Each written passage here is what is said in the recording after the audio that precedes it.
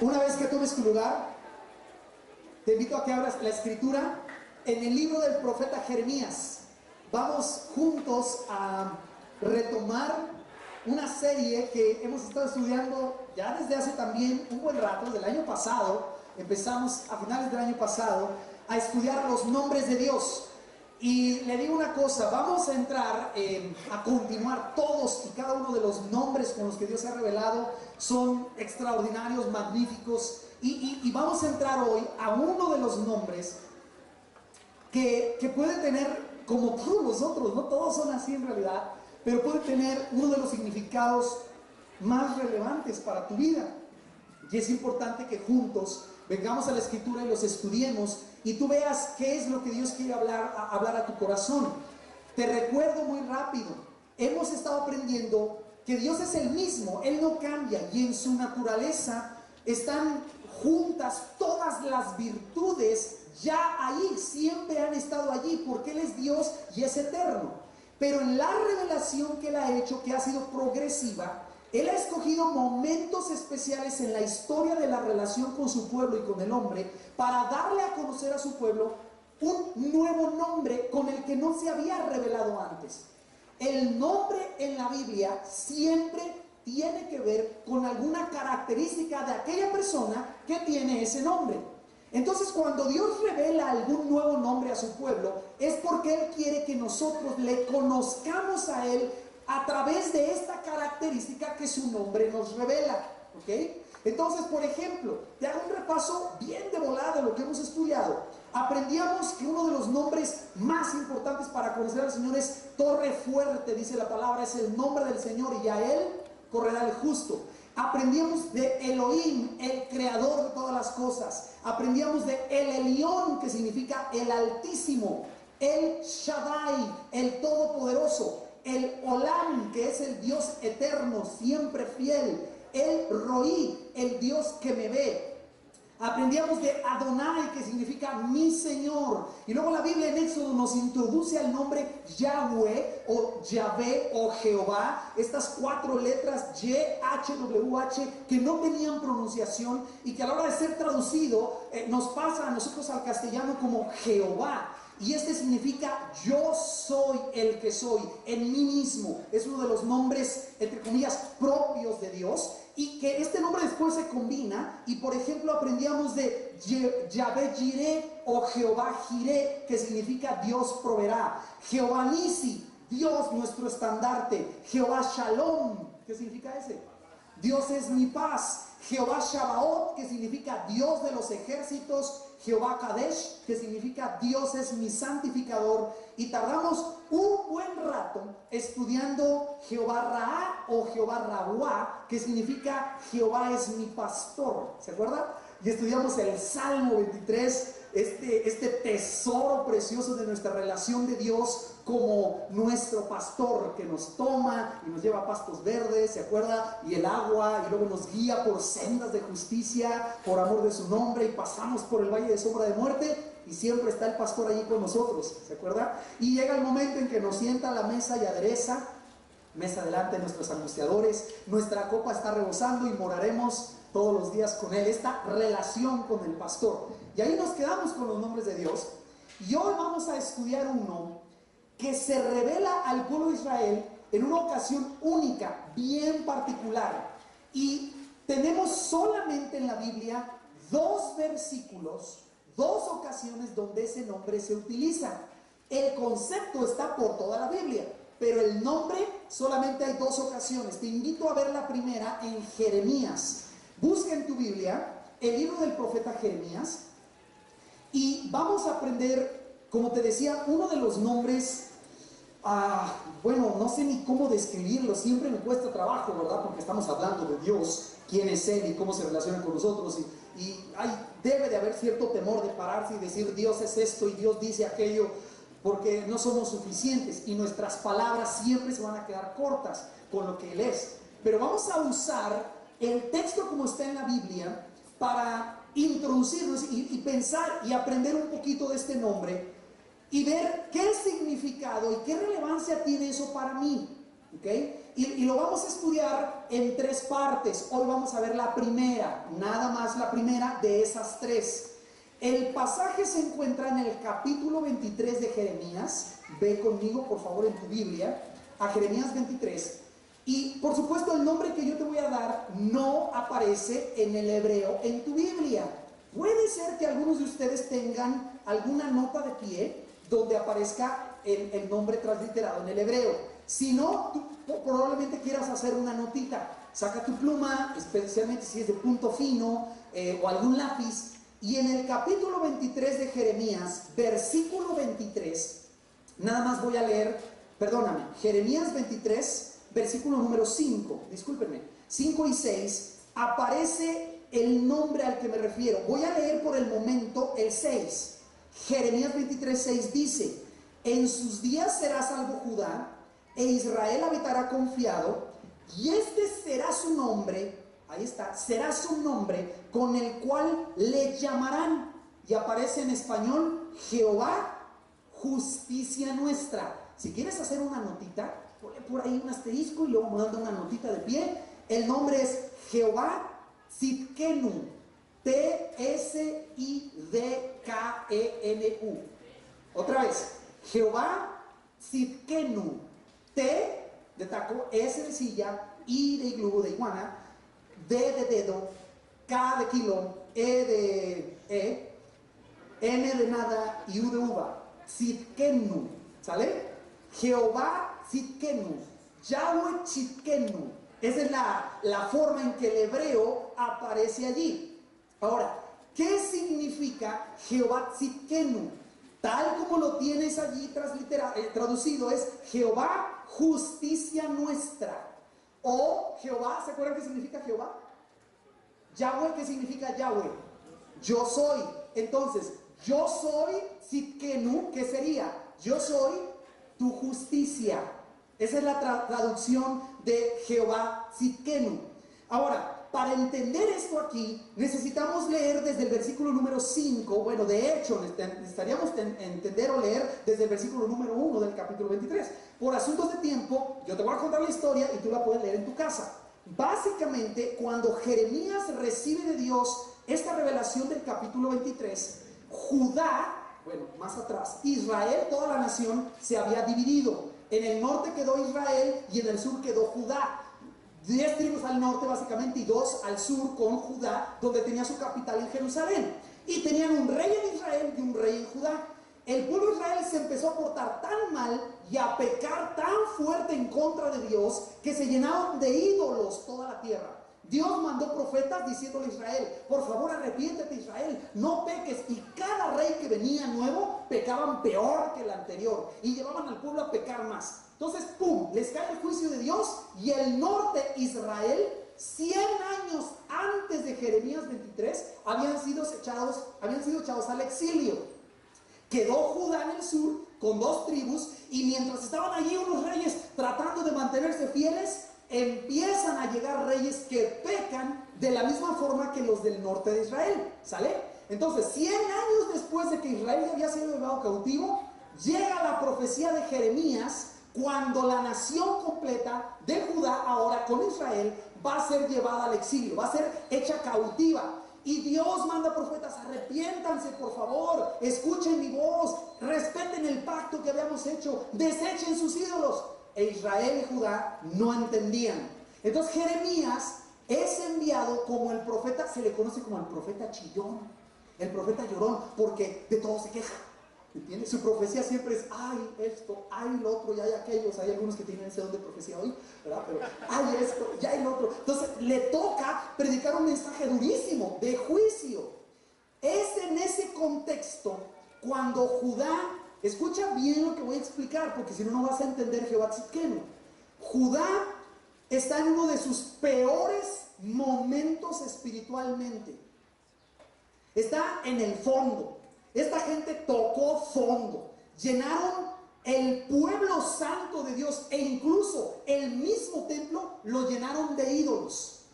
Rompieron el pacto, se olvidaron de la ley, adoraban a Astarte, diosa pagana, adoraban a Moloch y quemaban sus hijos en el fuego a Moloch. Estaban en el fondo de su vida espiritual, en el uno de los peores momentos espirituales de su relación con Dios de Judá. Y antes de que llegue el rey del norte a darle en la cabeza y llevarse cautivos Nabucodonosor a esta gente, viene Jeremías y Dios se le revela a la nación de Israel en Judá como el nombre de Jehová Tzidkenu. Entonces ponga mucha atención a lo que vamos a estudiar hoy, porque este es el nombre al que más tendremos que clamar aquellos que no andamos bien. Este es el nombre que se va a hacer muy significativo si tú reconoces que tu vida espiritual no es lo que debería ser. Algunos de ustedes están en un momento espiritual excelente, viven en obediencia, amando a Cristo con todo su corazón. Este nombre también les sirve y ahorita van a aprender por qué. Es esencial, nadie puede prescindir de ese nombre. Pero tomen mucha atención y tomen nota, aquellos de ustedes, nosotros, que podríamos decir, pues la verdad, este no es mi mejor momento espiritual. A lo mejor en este momento yo soy creyente, conozco a Cristo, pero tengo mis ídolos por aquí. El pacto que hice en algún momento con el Señor, pues no lo he guardado. Le dije que iba a hablar con Él y tiene como 10 días que no oro. Algunos podrían decir 10 meses. Y algunos podrían decir 10 años. Su momento espiritual se puede parecer al de Judá. Pueblo escogido, bendecidos por Dios en un momento de su vida, que Dios tenía un plan y un pacto y un propósito perfecto para ellos, pero Judá pecó, Judá se echó para atrás, metió ídolos a su vida, contaminó la nación, profanó el templo, los sacerdotes se hicieron corruptos, se olvidó la ley y va a pique Judá. Es en ese momento, claramente nos dice la Biblia, cuando el Señor se muestra a Israel como Jehová Tzidkenu. Vamos a hacer lo siguiente. Jeremías 23, solo una probada de cómo Dios está viendo a Judá ahora. Versículo 1, vamos a leer. No, entonces no es del verbo haber. ¿Qué significa el ay sin H? Ay, es un lamento, pobrecito de. Eso es lo que significa ay. Ay de los pastores que destruyen y dispersan las ovejas de mi rebaño, dice Jehová. Por tanto, así ha dicho Jehová, Dios de Israel, a los pastores que apacientan mi pueblo: vosotros dispersasteis mis ovejas y las espantasteis y no las habéis cuidado. He aquí que yo castigo la maldad de vuestras obras, dice Jehová. Yo castigo la maldad de vuestras obras. Es decir, viene juicio.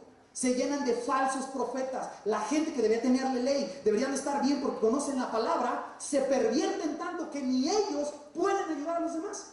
Y significa algo muy sencillo. Si tú eres papá, tú eres mamá y andas mal, tus ovejas, tus hijos, reciben las consecuencias. Tu pecado y el mío, andar mal yo, no es gratis, tiene consecuencias. Hay efectos si yo ando mal. Judá no entendía eso. Sus pastores, que eran los jefes de la nación, se pervierten de tal manera que viene juicio. Ahora, ¿dónde está la clave aquí? Nosotros tenemos que entender que el nombre Jehová Tzidkenu significa Jehová justicia nuestra. Déjame explicarte de dónde viene la palabra Tzidkenu. La palabra Tzidkenu, que se añade al nombre Yahweh, viene de Tzedek, que el Tzedek en hebreo significa rectitud, justicia, perfecto, perfección, justificación. Y cuando se junta esta palabra Tzedek y se hace Yahweh Tzidkenu, y Dios dice yo soy tu justicia, se habla en número 1 de que la única fuente absoluta y perfecta de todo lo que es recto, derecho y justo es Dios. Él está diciendo yo soy justo. Eso es Tzidkenu. Pero cuando se pone al nombre de Yahvé, significa yo soy tu justicia. Y ahorita vamos a entender la relevancia de eso. Pero quiero que me comprenda. Lo que está enseñando la Escritura con este nombre nos dice que el Dios que se está revelando al pueblo de Israel y que es el que tenemos y vivimos, con el que vivimos hoy, es un Dios recto, es un Dios justo, perfecto, derecho, derecho. Tuve la oportunidad de estar la semana pasada con gente de 12 países de Latinoamérica estudiando un curso. Y alguien me hizo un comentario muy interesante. Estamos hablando de las culturas. Y lo que le voy a decir, si usted se ofende, entiéndamelo. Primero escuche. Estábamos hablando de las culturas. Y entonces estamos platicando de por qué son conocidos los salvadoreños. Y por qué son conocidos la gente de Guatemala y los colombianos. Y llegamos a los argentinos. ¿Está Gus por aquí? Está Gus. Él es más cristiano que argentino. Pero si yo te preguntara por qué se distingue un argentino, ¿ustedes qué me dirían? Pues su forma de ser. Tiene una forma de ser tan característica que culturalmente, no todos, pero culturalmente tiene por su forma de ser un choque con otras culturas. Bueno, llegó el momento en que llegamos a México.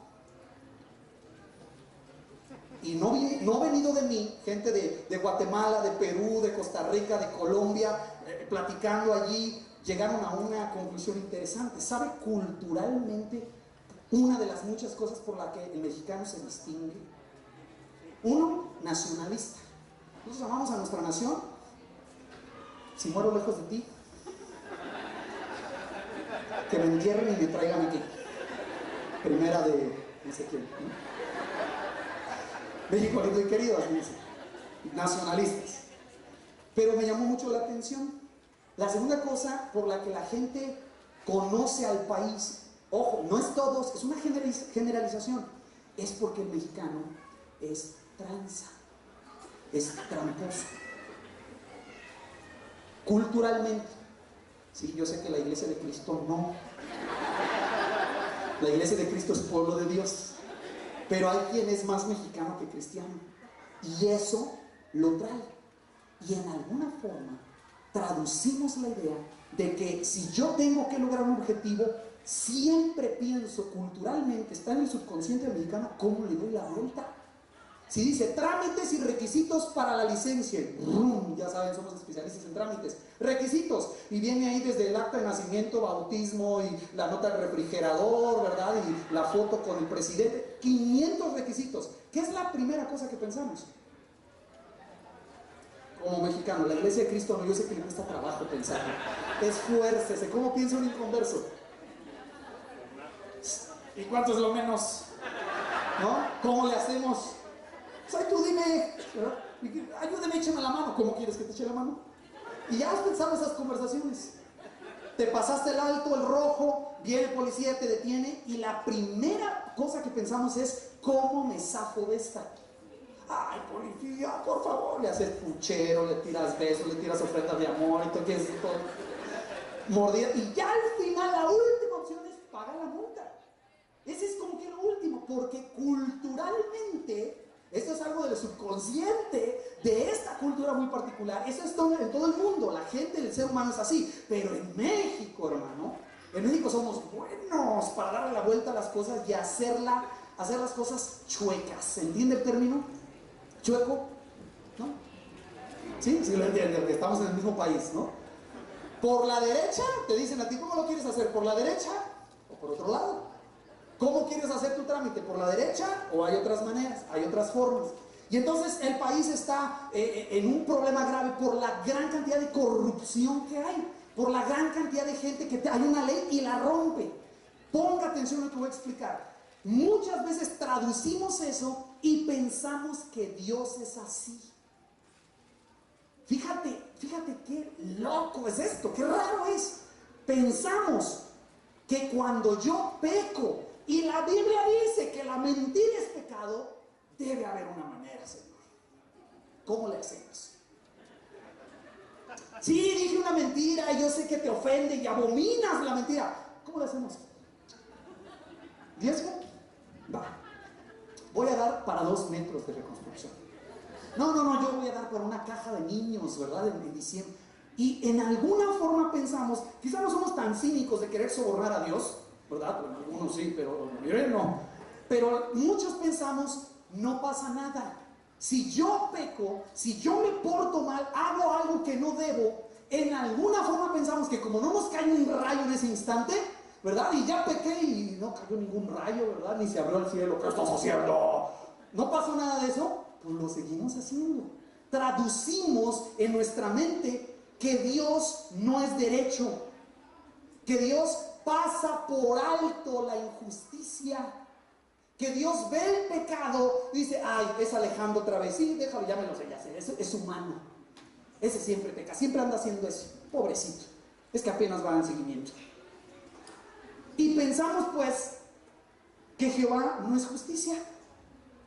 Hablamos los evangélicos tanto del amor de Dios, que la justicia y la santidad de Dios la escondemos acá porque la gente se asusta, les da miedo. Si vienen, bienvenido, buenos días, te vas a ir al infierno si no te arrepientes. No vuelve, aunque es la verdad. Pero si yo agarro la justicia y ¡pum!, les doy en la nariz y me olvido del amor, la gente se asusta. Pero hemos enfatizado tanto el amor, la misericordia y el perdón de Dios, que se nos olvida que Jehová es justo y perfecto y santo, y que no pasa por alto la maldad. Significa que todo aquello que es derecho, justo, perfecto, sin culpa, sin tacha, santo, inocente, viene de Dios. Él es la fuente de todo eso. Entonces la pregunta que vamos a estar contestando hoy y el próximo domingo, primero Dios, y el tercer domingo es: ¿qué hace Dios? ¿Cómo trata Dios el pecado en el hombre? ¿Cómo trata Dios el pecado en su iglesia? ¿Y cómo trata Dios el pecado en el mundo, allá afuera? Porque es una pregunta válida. Hay asesinatos todos los días, ¿sí o no? Hay gente corrupta todos los días. ¿Qué hace Dios al respecto de eso? Yo tengo un problema de pecado en mi vida. ¿Qué onda con eso? ¿Me va a caer un rayo mañana? ¿Qué pasa con eso? Tenemos que entender el nombre Yahvé Jehová Tzidkenu como un Dios que se revela: yo soy tu justicia, para poderlo entender. Versículo número 5, por favor. Fíjense qué profecía más tremenda viene de parte de Dios a Jeremías para el pueblo. Acuérdate en dónde están, en su peor momento espiritual. Póngale atención en su Biblia, Jeremías 23:5. Si usted vino en la mañana a la clase de Apocalipsis, esto le va a sonar pero perfecto con la clase de la mañana. Observe verso 5. He aquí vienen días, dice Jehová, en que levantaré a David renuevo justo. ¿Se acuerdan lo que leímos en la mañana? Que el Mesías vendría del linaje de David. Aquí está otra más de las muchas profecías donde se dice que el Mesías vendría del linaje de David. Entonces le llama renuevo, pero ¿qué palabra se usa, hermano? Justo. Setke, Tzidkenu, allí está la palabra justicia. Este renuevo sí es derecho. Este renuevo que va a venir, que es un rey prometido, no se puede corromper. Este rey que va a venir no tiene compadres a los que les pasa chance. Ay, eres mi compadre, tú pásale, eres mi cuate. Este rey no se anda con que, a ver, ¿quién pecó? No, pues es que es tu amigo Juan. Ah, entonces no pasó nada, déjalo ir. Este rey no es de palancas, es justo. Ya leíste ahí en tu verso 5, renuevo justo. Y reinará como rey, y el cual será dichoso. Y observe lo que viene enseguida. Y hará juicio, otra vez la palabra, ¿y qué más? Justicia en la tierra. Este rey prometido, que es una promesa a Judá. Judá, va a venir el enemigo y te va a llevar porque estás en lo peor de tu vida. Pero va a venir un día en que va a haber un rey. Te voy a enviar un rey, que ese rey va a ser justo, va a reinar con justicia, va a hacer juicio y justicia en la tierra. Ese rey, cuando venga, va a ser derecho. No va a pervertir el consejo como los pastores chuecos, que dice ahí el versículo, que andan esparciendo al pueblo. Este sí va a ser derecho, este sí va a ser bueno. Verso 6. Entonces dice: en sus días, ahí está hablando del rey.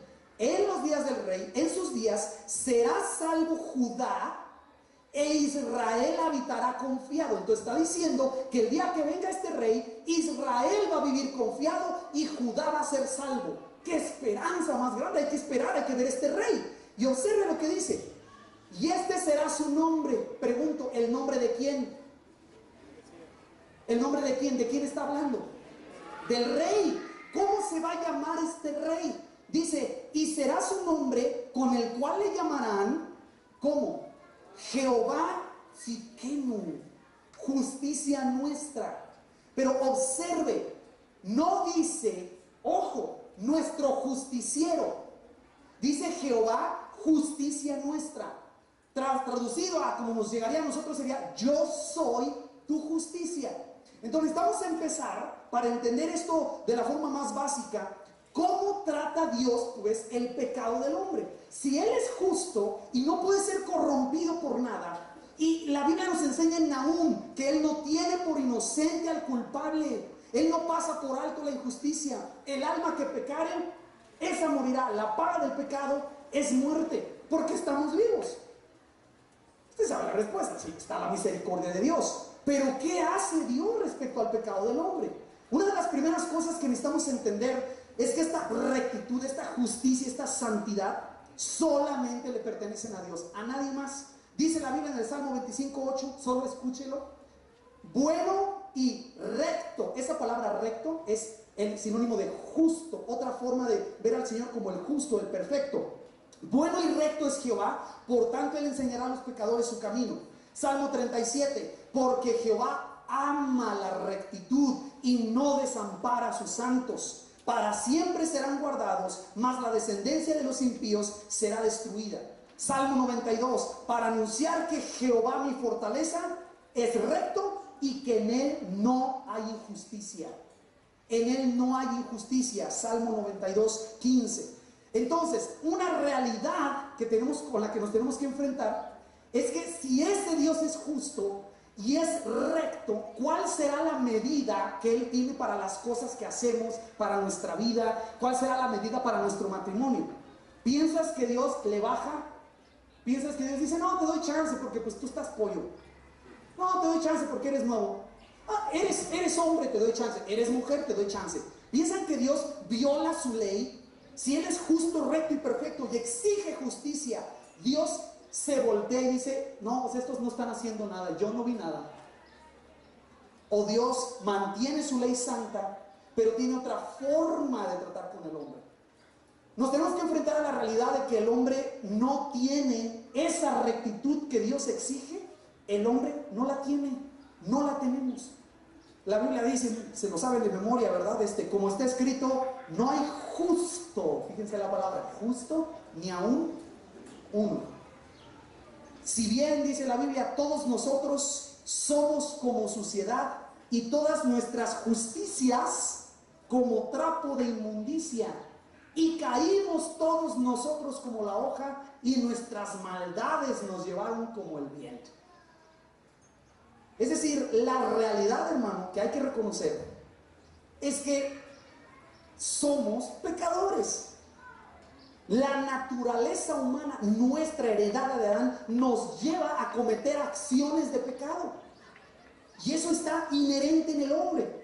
Y entonces la pregunta que tenemos que hacer es, ¿cómo le puede hacer un hombre que vive en pecado, que hace algo y nace del mal, de un propósito egoísta y demás, y vivimos en pecado? ¿Cómo le puede hacer esa persona para ponerse, presentarse delante del Dios perfecto?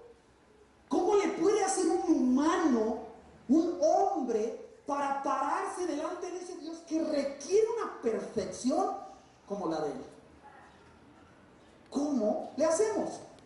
Hizo esta pregunta que yo estoy haciendo ahora, hace miles de años, lo puso así: ¿cómo pues se justificará el hombre para con Dios? Job capítulo 25, verso 4. ¿Y cómo será limpio el que nace de mujer? Job se pregunta, ¿cómo puede hacerle un hombre para pararse delante de Dios y justificarse? Es decir, agarrar su injusticia y hacer la justicia. Tener su inrectitud, su chuequez, permítame el término, su chuequez, y hacer la derecha. ¿Cómo puede el hombre hacer eso? Escucha otras versiones. Job pregunta, ¿cómo puede un hombre ser justo con Dios? ¿O cómo puede ser limpio el que nace de mujer? Otra versión, ¿cómo será justo un hombre ante Dios? ¿Cómo será puro uno nacido de mujer? ¿Cómo puede el hombre declararse inocente ante Dios? ¿Cómo puede alegar pureza alguien que ha nacido de mujer? ¿Cómo puede se justificar el hombre delante de Dios? ¿Cómo será puro el que nace de mujer? Una de las primeras cosas que vas a encontrar si tú analizas la Biblia y quieres contestar esa pregunta, ¿cómo le puede hacer un hombre para agarrar todo eso chueco que tenemos y pararse delante de un Dios justo? La respuesta primera que vas a encontrar es que no existe alguna obra o cosa que tú puedas hacer que produzca esa justicia. La Biblia lo enseña así: por las obras de la ley, ningún ser humano será justificado delante de él, porque por medio de la ley es el conocimiento del pecado. Entonces es obvio que si yo necesito esa rectitud y esa justicia, tiene que venir de otro lado. ¿Cómo le hago? ¿Puede Dios pasar por alto mi injusticia? Ese Dios que es justo y perfecto me dice un día simplemente: ¿sabes qué? No lo tomo en cuenta. ¿Por qué? Pues es que yo decidí voltearme. O si es justo, va a juzgar el pecado. ¿Qué es lo que usted ve en la Biblia? ¿Tu pecado y el mío quedan sin juicio? ¿Piensa que Dios no juzga el pecado de su pueblo, de su gente, del hombre? Claro que sí, hermanos. Dios juzga nuestro pecado porque Él es justicia. Pero ¿cómo puede hacer entonces Dios para juzgar el pecado sin violar su ley y al mismo tiempo salvarme? Darme esa justicia. Ustedes conocen, estudiando su Biblia, que la Escritura enseña que aunque la ley y las obras no pueden darnos esa justicia, y el hombre no puede ser justificado por las obras de la ley, por las obras nadie puede tener salvación, las obras no limpian nuestra vida, ni hacen recto lo que está chueco. La buena noticia del Evangelio, de la que está llena Romanos y Gálatas y todo el Nuevo Testamento, es que esa justicia que tú y yo ocupamos, Dios la otorga, la regala a través de Cristo Jesús. ¿Sí? Cuando Él envía a su Hijo a morir en una cruz por ti y por mí, muere porque se está haciendo justicia sobre tu pecado. ¿Qué justicia se está haciendo? ¿Cuál es la ley? ¿Qué dice? La paga del pecado es muerte. Entonces, ¿qué justicia se está haciendo? ¿Se está castigando el pecado? Sí. ¿Por qué? Porque Jesucristo está muriendo. Pero Él pecó. Él no pecó, Él vivió sin pecado. Entonces, ¿por qué muere? Porque allí se está haciendo justicia de tu pecado y del mío. Dios sí lo está castigando. Dios sí está aplicando su ley. Y la ley dice que la persona que peca, la paga del pecado, merece muerte. Esa es la ley. Y la buena noticia del Evangelio es que Él envió a su Hijo Jesucristo como propiciación por nuestros pecados, para que la ley se cumpliera. Porque la ley dice que la persona que peca, aquel individuo que peca, merece la muerte. Y entonces vemos a Jesús recibiendo el juicio y el castigo y la ira justa de Dios sobre el pecado. Pero la noticia es que no es el pecado de Él, es el tuyo y el mío, el pecado que está siendo juzgado en esa cruz. Entonces, cuando tú piensas, ¿cómo ve Dios el pecado del hombre? ¿Pasa por alto el pecado? No. ¿Lo castiga? ¿Siempre? Sí, siempre. No existe un pecado que Dios no juzgue. La noticia del Evangelio es que ese pecado, el del hombre, empezando en Adán hasta el último hombre que reciba el beneficio de Cristo, todo ese pecado, pasado, futuro, presente, ya fue juzgado por Dios en la cruz. Él envía a su Hijo Jesucristo para morir por nosotros en esa cruz, y es esa muerte en la cruz la que permite que nuestro pecado haya sido juzgado, y juzgado con rectitud de parte de Dios, juzgado con razón. No se equivocó Dios. Pero quiero que me entiendas, Dios no es la persona que ve el pecado en mi vida o en la tuya o en la de otra gente o del hombre y dice: ay, estos humanos, ¿qué vamos a hacer con ellos? Hay que tenerles paciencia. No, no, el pecado es juzgado siempre por Dios. Si no, no fuera justo. ¿Estamos claros en esa idea? Si no, no sería justo. Pero lo que ocupamos entender es entonces que si Dios ya mandó a su Hijo para morir por nosotros, ¿cómo le hago para obtener esa justicia? ¿Cómo le hago para obtener esa rectitud? ¿Cómo le hago para que este pecado que yo tengo delante del Dios perfecto, pues no estorbe en mi relación con Él? La noticia de la Biblia llena la Escritura. Si me acompañas, por favor, hay muchos pasajes, te doy unos cuantos. Romanos. Ustedes saben a dónde vamos a llegar con esto. Romanos, ¿quieres empezar en el capítulo 6? Si me acompañas, por favor. Romanos 6, verso número 23. Muchos de ustedes lo saben de memoria. Porque la paga del pecado es muerte. Eso es lo que paga el pecado. ¿Por qué paga el pecado con muerte? Porque Dios es justo. Y como Él es justo, cuando tú y yo pecamos, ¿el pago cuál es? Muerte. Él es justo. Y no le puedes decir, Señor, no me pagues hoy. No, no se puede. Porque la ley exige que si tú pecas, pagas. ¿Y qué pagas? Con tu vida, muerte. Esa es la paga del pecado. Pero ¿qué dice la segunda parte del versículo? Mas la dádiva, atención, dádiva es regalo. Es un regalo. La dádiva de Dios es vida eterna en Cristo Jesús, Señor nuestro. Entonces, tenemos un Dios que en su justicia castiga el pecado. ¿Cómo? Con muerte. Pero si tú estás vivo ahora, esa muerte no se ha aplicado a ti, es porque Dios ha castigado el pecado en su Hijo. Pero Él como justo castiga el pecado, pero como misericordioso otorga un regalo al hombre, una dádiva que es vida eterna en Cristo Jesús. Entonces quiero saber cómo puedo yo, que no tengo justicia, ser justificado. Quiero saber cómo yo, que no tengo rectitud, puedo ser rectificado. No soy justo, ¿cómo puedo ser hecho justo? Para que el Dios perfecto me acepte. La noticia de la Biblia se encuentra en el capítulo 4. Si me acompañas, por favor, Romanos capítulo número 4. Todo Romanos está lleno de esta doctrina, es una doctrina esencial en la Escritura. Pero en Romanos capítulo 4, verso número 21, perdóname, 20, vamos a empezar a leer. Está hablando de Abraham. Tampoco dudó por incredulidad de la promesa de Dios, sino que se fortaleció en fe, dando gloria a Dios. Está hablando de Abraham. Plenamente convencido de que era también poderoso para hacer todo lo que le había prometido. Se refiere a un hijo, y que Abraham todavía no lo tenía, y su esposa era estéril, y él era viejo. ¿Cómo reaccionó Abraham? Fortaleció su fe, creyó, estaba convencido, atención, convencido que Dios era poderoso para hacer lo que le había prometido. Llegamos al 22. Por lo cual también, fíjese la noticia de la Biblia, su fe, ¿qué dice? Piénselo 20 segundos, piénselo. Su fe le fue contada por justicia. ¿Era justo Abraham? ¿Era perfecto a la medida de Dios? No. ¿Cómo Dios lo vio como justo? ¿Qué le tomó en cuenta para considerarlo justo? Su fe. Preguntamos, ¿qué hizo Abraham? Nada. Creyó, convencido que era poderoso para hacer todo lo que había prometido. Piénselo un segundo, ¿su fe le fue contada por justicia?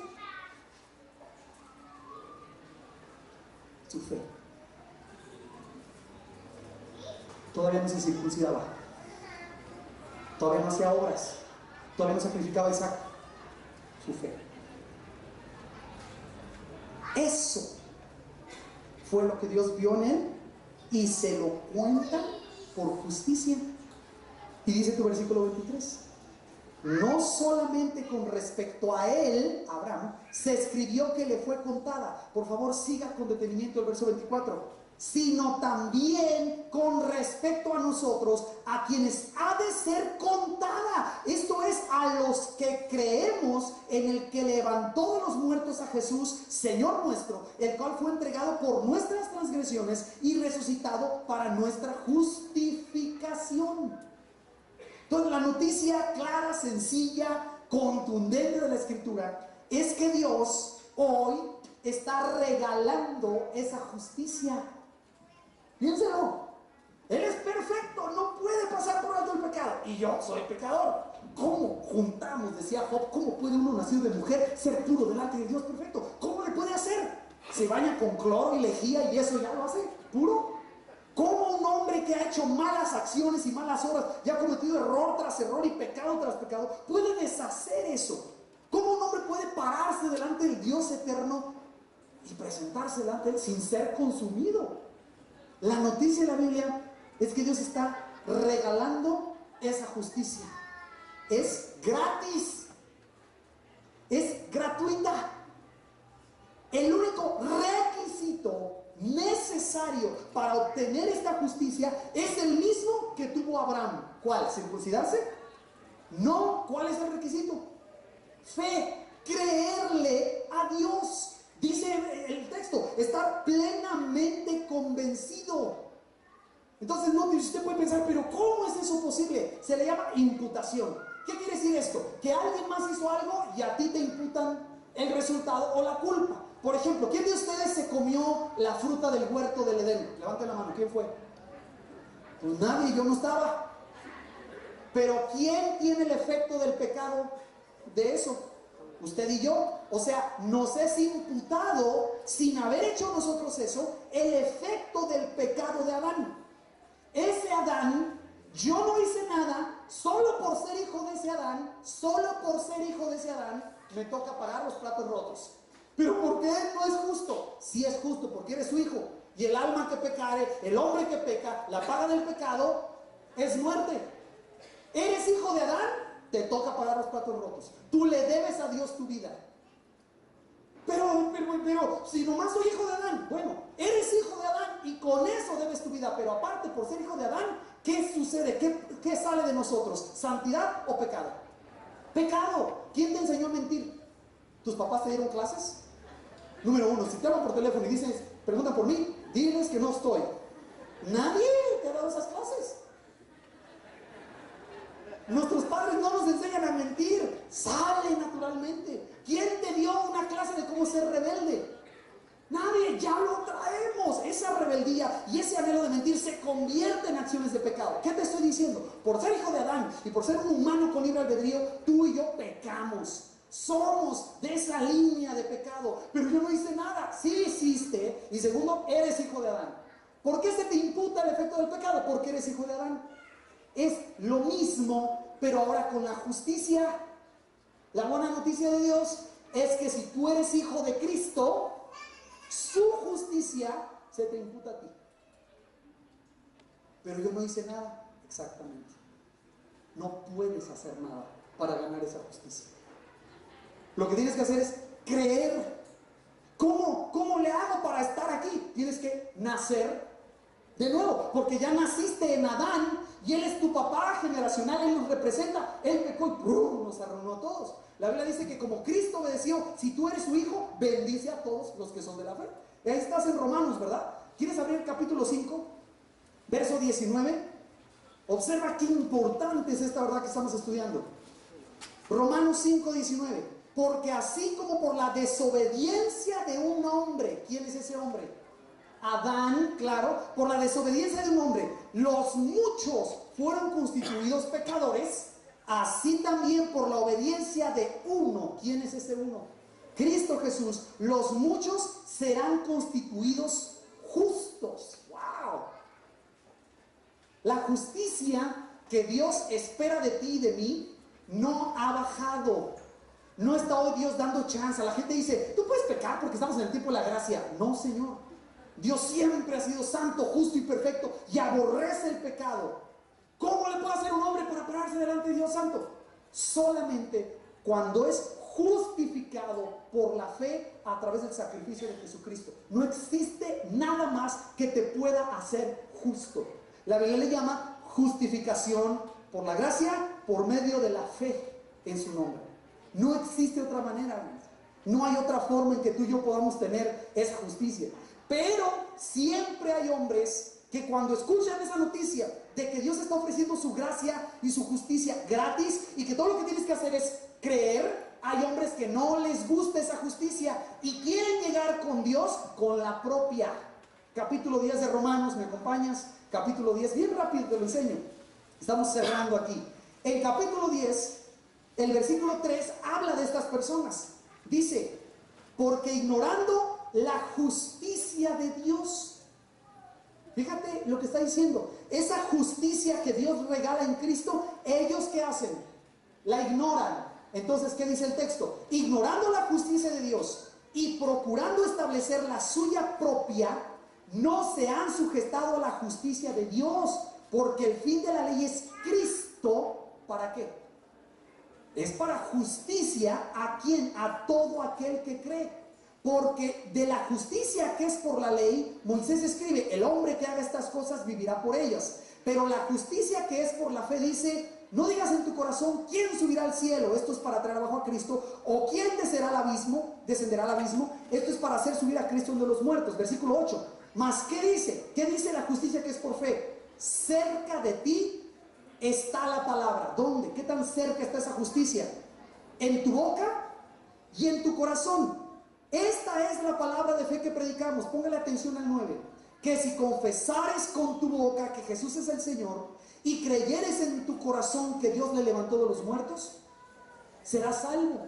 Dios te dará esa justicia. Entonces, quiero regresarme a Jeremías. Jeremías dice que va a haber un día en que va a venir un rey que va a ser justo y va a hacer justicia en la tierra, y que el nombre de ese rey es Jehová Tzidkenu. Jehová mi justicia, justicia nuestra. Dios diciéndole al pueblo, yo soy tu justicia. La justicia que tú ocupas tener, no la puedes tener por tus medios. Yo soy tu justicia. Y esto nos lleva entonces a entender y al punto básico de que si yo, hermano, soy pecador, si yo soy una persona que no puedo por mis obras obtener esa justicia, la única forma posible de que un hombre se pueda parar delante de un Dios justo es a través de Cristo Jesús. No existe otra forma. Hacer que lave tus pecados, que limpie tu injusticia, que enderece lo torcido de tu vida o tus decisiones o tus caminos. Solamente el único que se presenta como la justicia es Jesucristo. Por eso el nombre es yo soy tu justicia. ¿En qué momento Dios le dijo eso al pueblo de Israel, a Judá? ¿En su mejor momento espiritual o en el peor? ¿Qué aprendimos? En el peor momento de sus vidas. En el peor momento de sus vidas. Y ahí es donde entramos al asunto. ¿Cómo trata, cómo ve Dios, cómo atiende Dios el pecado en el hombre? Como siempre lo ha tenido. Cumpliendo su ley porque es justo, y la paga del pecado es muerte. Tu pecado, el mío, tus mentiras y las mías, tu ignorancia de Dios y tu desprecio de Dios no pueden quedar sin castigo. Porque Dios es justo, es recto. No lo pasa por alto. Pero aquí está la noticia. Te ama tanto y quiere tener misericordia de ti. Y es justo, pero no quiere la muerte del impío, sino que viva. Es paciente para con todos, queriendo que no se pierdan, sino que todos procedan al arrepentimiento. Que Él manda a su Hijo, y su ira y su dolor e indignación por el pecado fueron echados sobre su propio Hijo, para darte a ti la oportunidad de conocer a Jehová como Jehová Tzidkenu, como tu justicia. Pero ahí está la decisión que te toca tomar a ti. Si tú te presentas delante del Dios perfecto con tu propia justicia, o tomas la decisión de renunciar a tu justicia y, como Abraham y como tantos que lo han hecho en la historia, pones tu confianza completa en Jehová Tzidkenu, en Jehová el que es mi justicia. Cuando yo me pare delante del trono del Dios perfecto y me diga, ¿tú cómo te atreves a pararte aquí? ¿Qué justicia tienes? Yo tengo que presentar a Jehová Tzidkenu, aquel que dice, yo soy tu justicia. Yo me paro delante de él. Como el pecado fue castigado en él y murió en la cruz por mí, al poner yo mi fe, dice la Biblia que mi fe me es contada por justicia. La Biblia dice que Dios justifica al que es de la fe de Abraham, de la misma fe de Abraham. Quiero enfatizar, hermanos, ser muy claro. Esto también es una de esas doctrinas esenciales, fundamentales del cristianismo. Y te aviso, venir a una iglesia, asistir a una reunión, no te hace justo. Dar dinero para una buena causa no limpia tu pecado. Portarte bien con tu vecino no resuelve tu problema de injusticia con el Dios perfecto. ¿Qué podrás hacer con tus obras para llegarle a esa perfección? No se puede. Se requiere una humillación, un quebrantamiento para decir, yo no puedo. Necesito la justicia de alguien que sí pudo, que es Jesucristo. Y esa es la decisión que tú tienes que tomar. Si pones tu confianza en la justicia de Cristo y lo conoces como aquel que te justifica, o sigues intentando justificarte tú. Pero quiero enfatizar, Jehová Tzidkenu no se manifiesta a Judá en el mejor tiempo de su vida, se manifiesta a ellos en el peor momento de su vida.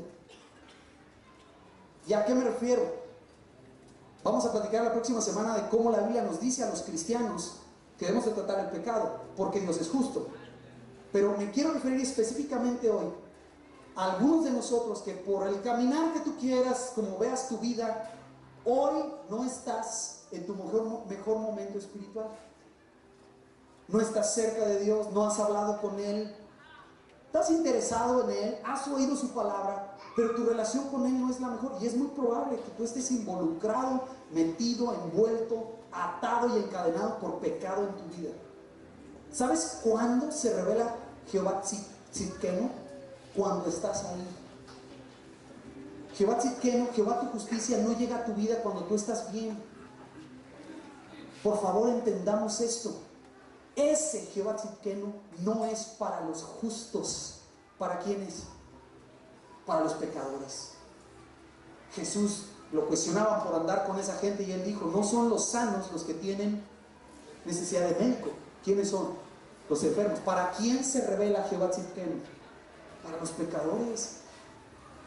Jehová Tzidkenu no es para aquel el que es justo, porque nadie lo es. Jehová Tzidkenu se revela para esa persona que está en lo peor de su vida, en la miseria de su vida, que las cosas no están bien. ¿Cómo esa persona, qué esperanzas tiene esa persona de pararse delante del Dios santo y perfecto? Y esto nos lleva a este punto, hermano. Quiero que lo entendamos. Piensas que porque tú vienes a la iglesia no secuestras, no robas, no tomas, no. ¿Eso es lo que te hace justo? No. El único que nos puede hacer justos delante del Dios eterno es Jesucristo a través de su sacrificio en la cruz. Cuando tú entiendes eso, no hay razón para gloriarse, no es por obras para que me des gloria.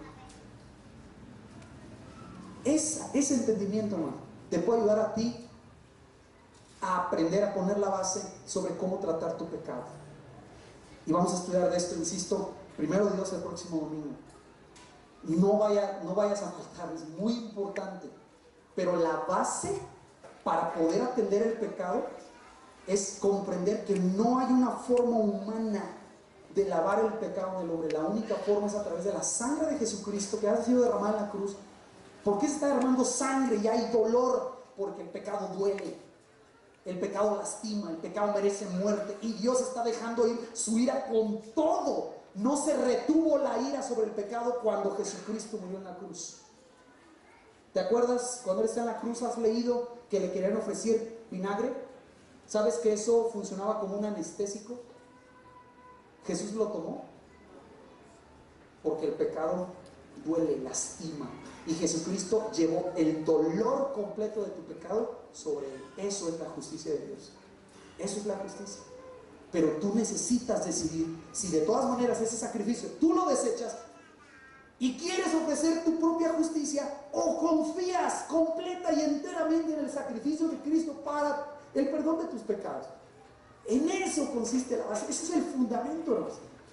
Entonces, si tú estás aquí por primera o segunda vez y te invitó tu amigo, o llegaste por el internet, o como sea que estés aquí, eres familiar de alguna persona en la iglesia, te quiero explicar: la iglesia no puede salvar ni limpiar el pecado de nadie. Tus buenas obras no pueden hacerte justo. La única forma de que tú te arregles y tengas la posibilidad de pararte delante del Dios perfecto es si alguien más es tu justicia. Alguien que se haya sido justo, alguien que cumplió la ley. Y la Biblia nos revela que no existe nadie más que uno, se llama Jesús de Nazaret. ¿Cuál es la evidencia de que Él vivió en perfección? Que la muerte, que se basa en el pecado para agarrar, que se basa en el pecado para tenerte preso, la muerte no lo pudo retener, porque es santo y perfecto, es justo, y ahora está a la diestra del Padre intercediendo por nosotros. Se trata de un asunto de confianza. Y vuelvo a insistir, ser muy claro: tú no tienes que cambiar primero para acercarte a Dios. Cristo vino a ti donde estás, en tu inmundicia y en las cosas malas que andas haciendo. Ahí es donde tú necesitas a Jehová Tzidkenu. No te estamos diciendo como iglesia, bueno, deja el alcohol, deja las drogas que te andas metiendo y deja de andar robando en tu trabajo y entonces después vienes a Cristo. No, Cristo vino a ti y a buscarte a ti para hacer tu justicia, para que te pueda presentar Él delante del Dios eterno como justo. Pero ¿cuál es el requisito? Creer, fe en su nombre. Cerca de ti está la palabra, en tu boca y en tu corazón. ¿Sí o no dice la Escritura? Lo acabamos de leer claramente. Si confesamos con nuestra boca que Jesucristo es el Señor y creemos en nuestro corazón que Dios lo levantó de los muertos, será salvo. ¿Es fácil o es difícil ser salvo? Es fácil. Pero ¿qué es lo difícil? Renunciar a tu justicia y tomar la justicia de Cristo. Él es Jehová Tzidkenu. Yo soy tu justicia. Entonces necesitamos entender que el hombre tiene un problema serio con Dios. La necesidad más grande que tienes es de justicia. Ese Dios requiere rectitud perfecta y tus obras no la pueden lograr. Pero prometió un rey que vendría y se llamaría Jehová mi justicia, justicia nuestra. La noticia del Evangelio es que esa promesa Dios la cumplió con la venida de su Hijo, muriendo en una cruz, con su vida perfecta, con su muerte en la cruz. Y ahora es posible que un hombre se presente delante de Dios como justo. ¿Qué hizo ese hombre? Le creyó a Dios. Le creyó a Dios. Tú puedes hoy, hermano, salir, o amigo, salir de aquí igual como tú viniste, seguir viniendo a la iglesia porque te hace sentir bien, porque oyes cosas que son interesantes, o realmente puedes salir de aquí convencido que tú tienes a alguien que intercede por ti delante del Dios perfecto, Jesucristo, que es tu justicia. Quizás, escucha, tú todavía no le llegas a la justicia que se requiere de un cristiano.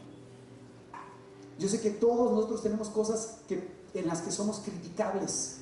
Pero ¿cómo si es cristiano si hace esto? ¿Cómo si es cristiano si hace aquello? Ese es cristiano, mira el corte de pelo que trae. Y aquel cómo trae gorra. Y la gente dice mil cosas de nosotros. ¿Sabes qué? Nuestra vida no es nuestra justicia. Jehová es mi justicia. Él es mi justicia. Él es el que me justifica delante de sí mismo a través de su Hijo Jesucristo. Vamos a aprender la próxima semana. ¿Eso quiere decir que podemos pecar? Oye, si Jesucristo es mi justicia, ¿tengo chance para pecar porque Jesucristo es mi justicia? Vamos a aprender que no. Pero no puedes ir a una vida de santidad sin entender que Jehová es tu justicia, que solamente Él te puede presentar delante del Dios poderoso como justo. No hay otra manera, no existe otra forma. Entonces te quiero hacer una pregunta. Si tú hoy te atreves a hablar con Dios y oras y piensas que Dios te oye, ¿sobre qué base tú te atreves a hablarle al Dios poderoso, al Dios perfecto? ¿Sobre qué base? ¿Tienes esa idea de que ay, es Chuy? No le dices Jesús, es Chuyito, es mi cuate, y piensas que Él te va a pasar chance. ¿Tienes esa idea? Eso no es bíblico. Dios es justo y odia, aborrece tu vida de pecado. Y según la Biblia mereces muerte. ¿Sobre qué base? ¿Cómo te atreves hoy a hablarle al Dios perfecto y a pararte delante de Él? ¿Porque vienes a la iglesia?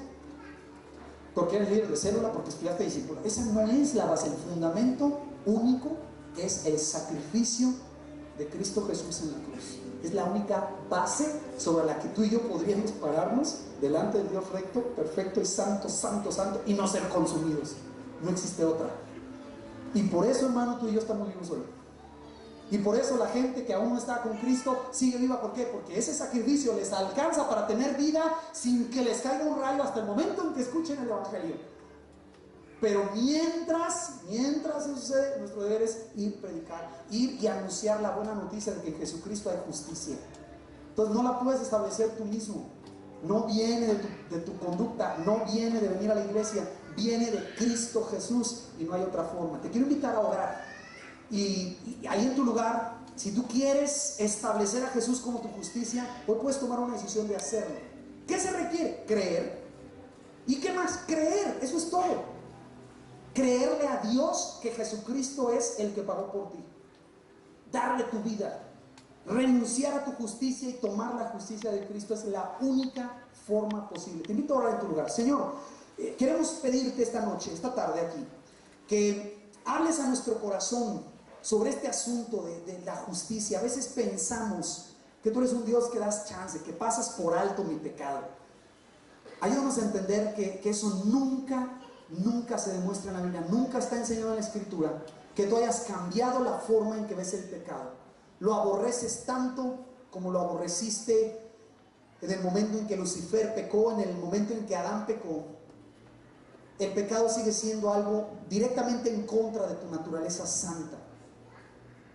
Pero la buena noticia de la Biblia es que sin cambiar tu justicia, tú nos amaste tanto que satisfaciste esa justicia, esa demanda de justicia a través del sacrificio de tu propio Hijo.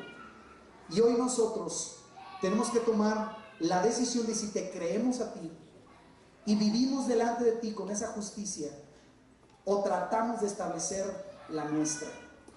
Mi oración es que cada persona que está aquí entienda quién es su justicia y que no son sus obras, no es su tiempo en la iglesia, no es su servicio como líder, no son sus estudios ni su conocimiento, no es su buena conducta.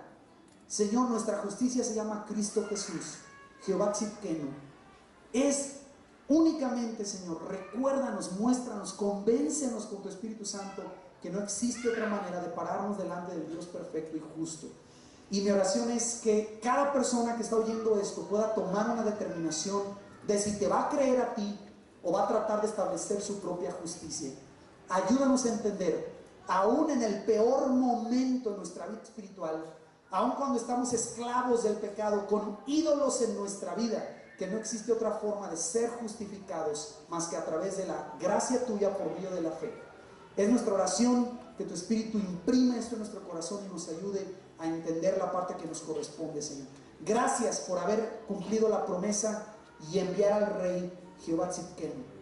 Ahora disfrutamos de esa justicia, ahora disfrutamos de paz para presentarnos delante de ti. Y dices en tu palabra que siendo justificados por la fe, ahora tenemos paz para con Dios por medio de nuestro Señor Jesucristo. Gracias, Señor, por esta verdad. Te amamos, honramos tu nombre y decimos y pedimos esto en el nombre de Jesús. Amén. Que Dios les bendiga, hermanos.